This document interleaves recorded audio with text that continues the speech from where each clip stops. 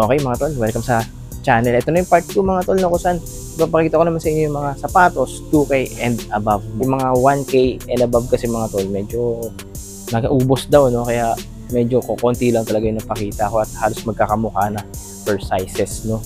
So ngayon, papakita rin natin ilang mga apparel dito on sale mga tol. Kaya kung naghahanap ka ng apparel aside sa shoes, tutukan mo tong part 2. Then kung hindi mo pa napapanood yung part 1, pasyal mo yung part 1 ng vlog, no? Again, sale tayo dito hanggang 80% off mga tol. O 50, 60, 70 hanggang 80% off today. Punta na dito sa Sports Central Outlet, SM Cherry Show. Maging ganun din sa ibang branches, no? So tara, check na natin yung mga available na mga apparel and shoes dito on sale.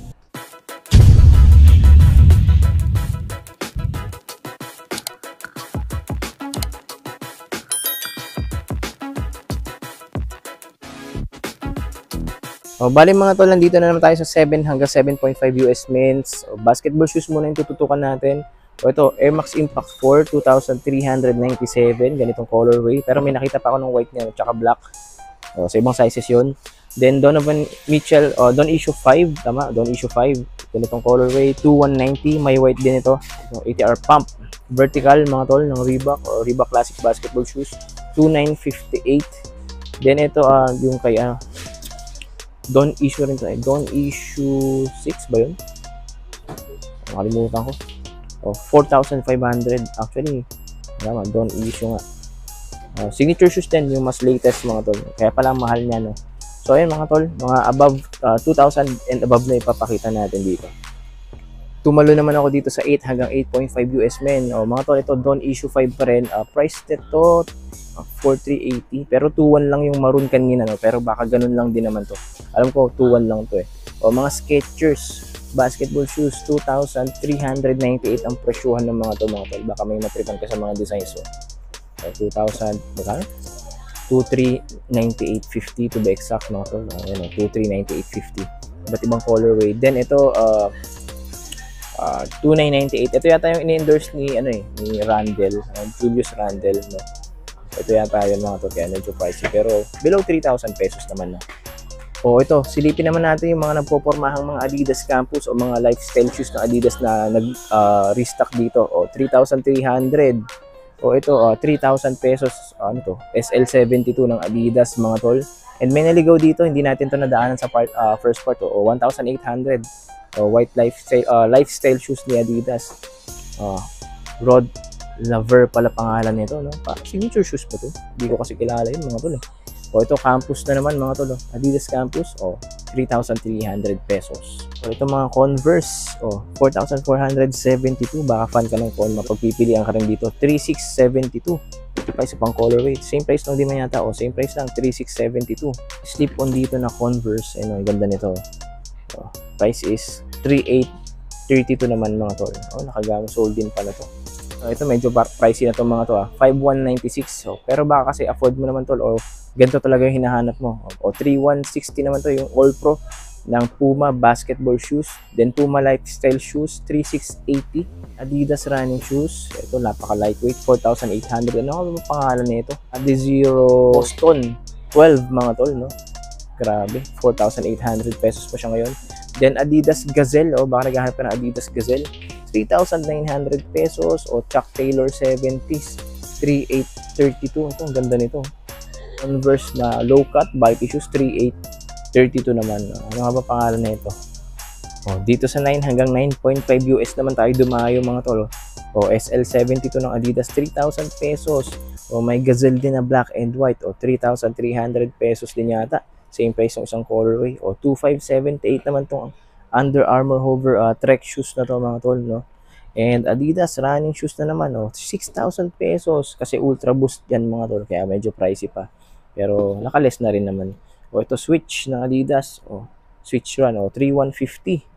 Lightweight running shoes ng Adidas. Then Under Armour basketball shoes, 5,037 pesos. Nakalimutan ko yung pangalan nitong Under Armour basketball shoes na to, no? Ano pangalan nito? Kay Steph Curry pa pala to. Mga Converse shoes, 3,032 pesos. Converse All-Star, 3,992 pesos naman to, no? Medyo pricey lang talaga sila ngayon mga tol. 3,992 din. Slip-on naman ng Converse. Oh, ang ganda oh. Running shoes na to ng Under Armour. 3,598 naman to. Lightweight, knit upper. Then SL72 naman to ng Adidas. So tama, SL72, 3,000 pesos. So maroon and gum sole. Then lastly sa lineup na to is yung AI answer 3. Nakalimutan ko yung pangalan. Price is 3,000 ba? Hindi, 4,616 pesos. Oh, dito yan sa 9 hanggang 9.5 US mils. O mga tol, nandito naman ako sa 10 hanggang 10.5 US mils. Medyo kasi pricey na talaga itong mga to kasi hindi pa nagre-restock si Sports Central ngayon mga tol. No? O, check natin itong mga to. O, Ultra Boost ng Adidas, 6,000 pesos. No? Ito, ang ganda nito. Ang kapal ng boost nito. Tapos yung mga campus na napakita ko na kanina, no? O, 3,300. Nandito rin sa size 10. Meron din mga tol, yung maroon and black. No? O, ito, Nike Winflow 11. Ito, running shoes ng Nike. 2,747 na lang pala to. Sale na rin, no? Ito, 3,032 pesos Converse Lifestyle shoes. And ito, Supernova ng Adidas. 4,500. Lightweight running shoes ng Adidas. Then, mga casual shoes tong mga nasa dulo. Ito, Puma shoes. Magkano na lang to? 2,320 pesos na lang pala to. Then, itong Skechers, 3,036 pesos naman to, tol. So, ayan, ilan-ilan lang yan sa mga dito. Mga sapatos dito sa 10 to 10.5 US men's, no? May ganito rin palang colorway yung kaninang napakita kong Converse. Then ito pa, Converse pa rin. Ito, dumami yung Converse nila dito, no? O, same price lang yata nitong isang colorway. Magkano na to ngayon? 3,032. Ito yung isa niyang colorway kanina, no? 2,750. Gazelle. Ang ganda, oh. Adidas. Dito naman ako sa 11 hanggang 12 mga tol. Ito, hindi ko maalala kung napakita ko to sa part 1 mga tol. Kasi mura na lang to. 1,798. Lightweight basketball shoes. Low cut to ng Skechers. Ito yung high cut mga mid cut version ng basketball shoes ng Skechers. 2,398. Napakita na rin natin yan. Ito. May white din pala to. 1,999 lang pala to. Hindi ko rin to napakita sa first part. At least nadaanan natin dito ngayon ulit. Ano? Converse. 3,992. Yan, ang dami pa rin. Marami pa rin ang makipagpipilian. Kaso nga lang medyo pricey yung mga iba dito mga tol. Parang nag-mark up sila dito tapos i-mark down ulit nila ngayon, no. Ewan ko lang kung bakit ganun. So, ito 3,900. Adidas lightweight running shoes. Ito yung Adizero Select sa size 11, 2,190. Ito mga size 12 na to. Unahin natin itong Puma na to. 1,380 pesos. Hindi ko rin napakita sa part 1 to, no. 1,300. 1,878. Meron din dito sa 12, no, Nike shoes. Doon issue 5 o 2,900. Air Max, ano to? Ano ko Air Max Solo to hindi ako nagkakamali. Price is 2,747. Higher than volume 9. Kumalala tama ba? Price is 4,750 na lang dito. Sa Lebron 23, meron pa rin sila dito ng Lebron 23. 4,947 dito sa size 12. Air Max Impact 4, meron din size 12, 2,397. And size 12 pa rin. Ilan pang running shoes? 2,797 Under Armour running shoes. Adidas Ultra Boost na napakita na rin natin sa ibang sizes. Meron din dito sa 12, 6,000 pesos naman siya dito. 2,397 Nike Swift 3. Ito, lightweight running shoes ng Nike. Then Ultra Boost 1, no? Yung classic Ultra Boost 1 ng Adidas, ito 6,000 pesos din. Ka-price niya lang tong model na to ng Ultra Boost, no? May mga Vans dito na mga medyas mga tol, 279 pesos lang. Vans na medyas, tol. Ito mga high socks, mga low socks meron din. Ito 480 naman to. Kasi mas mahaba naman to, tol. Pero black din, no? Puro black mga tol yung mga Vans na medyas dito. Ano ba presyo nito ngayon? Naka-sale din to 1,890 yung ganyang Adidas bag. Itong green, 1,260. May Under Armour din. Kaso naka-regular 2,195 regular price. Naka-regular nga. Then ito Adidas. Ito. Kano naman to? Naka-sale na rin kaya to. 2,060 pesos.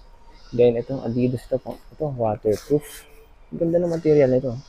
Waterproof. So naka-sale siya ng 3,040 pesos naman. Mga apparel nila dito from 50, 60 hanggang 70% off sale. Unahin natin yung mga dry fit ng Reebok kasi gandang-ganda ako dito. 1,116 mga tol. Ayan, yung mga blue na yan. Tapos, meron tayong mas murang version dito. 800 96. O yan, navy blue. O, pares lang sila kasi ito reflectorize yung logo niya. Ito, hindi. Tapos ito pa, ito, 718 pesos. Ito, spandex material din na dry fit. Tapos black lang yung logo niya. Ito, nagandahan ako dito mga tolo, 2,096.50. Magkano kayo rig price ito? Reebok na hoodie jacket, ang ganda Simpleng-simple lang, tapos makapal. Yan, hoodie jacket, saktong-sakto sa office na malamig, tol. May katabi siya dito Adidas.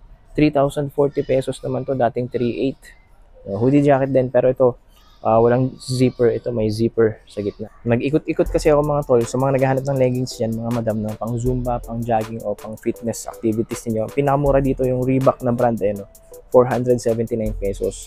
Spandex yan, stretchable material, no? Tapos ito pa, ito ibang kulay naman. Magkano naman to? 599 naman. Reebok pa rin yung brand, Reebok. At yan mga leggings and tights. Tapos dito Reebok pa rin, 799 pesos. Ang dami pang stock, no? Yan, mga spandex yan, yung mga leggings ninyo na stretchable, mga tol, mga madam, no? Tapos dito sa kabila, magkano na to? 697. Reebok pa rin, yan, mga plain na yata to. Yan, yan, may embroidered siya dito na branding. 837 naman yung green, no? Iba-ibang price, depende sa kulay po, no? Ito, magkano to? 399. Ito, mas mura pala to. Stretchable, mga leggings, bagsak presyo na rin, 70% off. One rep at a time. Ito, Adidas t-shirt, oversized design to, no? 1,800, dati siyang 2,000 pesos. Ang ganda ng tela niya. May 3 stripes, magkano to? 1,300, dating 2,600, naka 50% off. Ito, mga Adidas men's t-shirts, ito mas mura na to. 840. Yung ganito yung design na white t-shirt, dry fit. 800 pesos, no? May branding na Adidas dito. White dry fit t-shirt din na Adidas. Tapos ito, yung may big logo ng Adidas, 900 pesos. Baka tip mo yan, tol. Ito pa, big logo na naman Adidas. 1,800, medyo nagmahal na naman, no? Ito pa, marami naman kayong options dito. Ito, 1,100 dry fit. Ito pa, mga Adidas t-shirt, Trae Young, 750.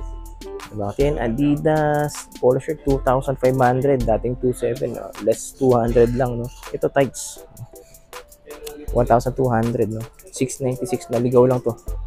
Dry fit t-shirt. Okay, dito naman tayo sa mga Under Armour t-shirts on sale, mga tol, no? Ito, 717 pesos. And ito, Project Rock Under Armour, 1,437. Expect nyo na yan, basta Project Rock, medyo pricey talaga yan. Big logo na naman ng Under Armour, 1,675, tol. Siyempre, on sale din to. 837 pesos. Ito, dry fit t-shirt, or cotton t-shirt ng Under Armour, 837 pesos din, tol. Then, big logo na naman, or another big logo ng Under Armour, 957 pesos from original price of, nahuhulog pa, tol, no? 1,595. So, paano mga tol? Hanggang dito lang muna yung vlog natin for today. Medyo pricey talaga yung mga sapatos nila dito on sale ngayon. Kasi nagre-reprice pa sila mga tol, o ina-update nila yung mga price, kaya hindi ko pa masyadong ma-disclose o ma-declare o maipakita masyado. Kung mapapansin niyo dito sa part 2, medyo pricey na yung ibang sapatos na napapakita ko, no?